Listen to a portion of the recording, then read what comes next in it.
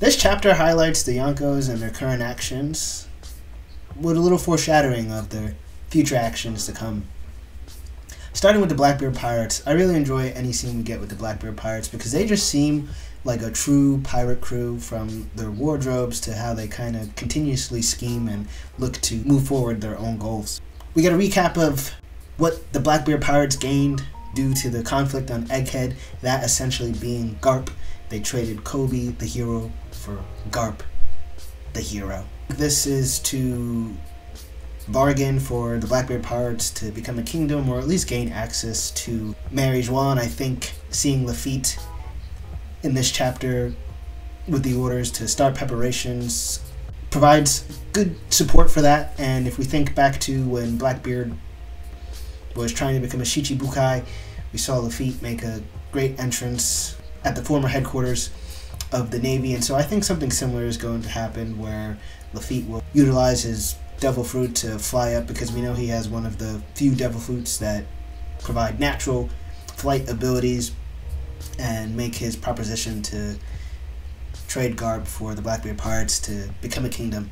Outside of that proposition, I think once Caribou reveals the information on where the two ancient weapons are located, Blackbeard will probably move towards capturing Shirahoshi.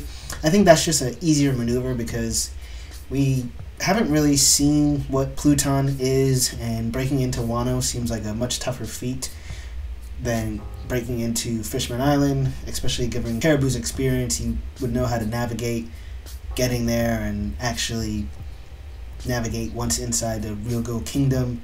Not to mention the location of Fishman Island being below the red line would just seem like a more natural course of action for the Blackbeard Pirates to take, and I think that will help increase the direct conflict that the Blackbeard Pirates continue to build with the Straw Hat Pirates.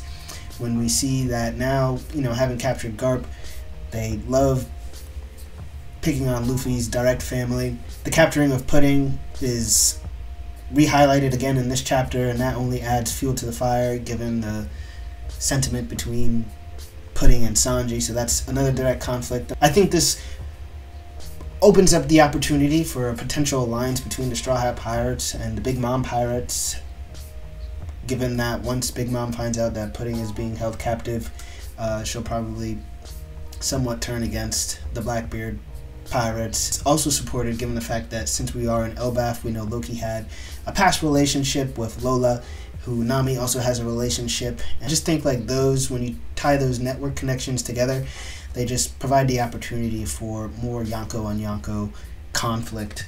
Speaking of Yonko on Yonko conflict, the Red Hair Pirates, they get their revenge, so to say, against Bartel Club sinking their ship. This, I think, provides a false tension / conflict between the Straw Hat Pirates, because they are part of the Grand Fleet, and potentially, you need a little bit of motivation to have somewhat of a direct conflict. I'm not so much in favor of like Luffy and Shanks actually having a one-on-one all-out battle. We get mention of how Gecko Moria was able to escape due to Perona freeing them, and in this chapter we had 3 of the 4 current Yonkos appear. Of course, the 4th and most bombastic of the Yonko, being Buggy, doesn't appear. I think due to connection between Perona and Mihawk, Gecko Moria joining Cross Guild kind of seems like a natural next move for them, and I think that also would serve well for the Buggy Pirates to beef up their crew a little bit more. On the topic of the Buggy Pirates, if you watched last night's episode, we got a preview of the additional Seraphim. We know that they went to Empty Bluffs, and I don't know why, but I just have a feeling that that scene or whatever happened there is going to be extended. If you remember reading the chapter at that point in time, it mentions how Mihawk was kind of in action. I think he's going to demonstrate some great feats against the Lunarians, the Seraphims there, probably be able to take them out in like one shot or something like that. The main characters of the story, the Straw Hat crew, it's official that Elbaf is now kicking off, given the new outfit that Nami receives. Once you get a new island-themed outfit, you're in the start of a new arc. I think what happened with the Sunny, potentially the hallucinations, I just feel like Luffy and the East Blue crew, who was separated from the main group, probably went on some shenanigans due to the hallucinations, and maybe they're already on Elbaf, or they're currently in some type of hallucination. But I wouldn't be surprised if Loki had some hand in this, because, you know, if you're familiar with Norse mythology, anytime there's a character named Loki, they're always up to tricks and stuff like that, you know, reference the Avengers and reference the Viking series. So yeah, I'm excited for Elbaf to get kicked off. I have a feeling that the absence definitely played a role in what happened overnight, and so here's to a new arc, and until next time, Taicho out.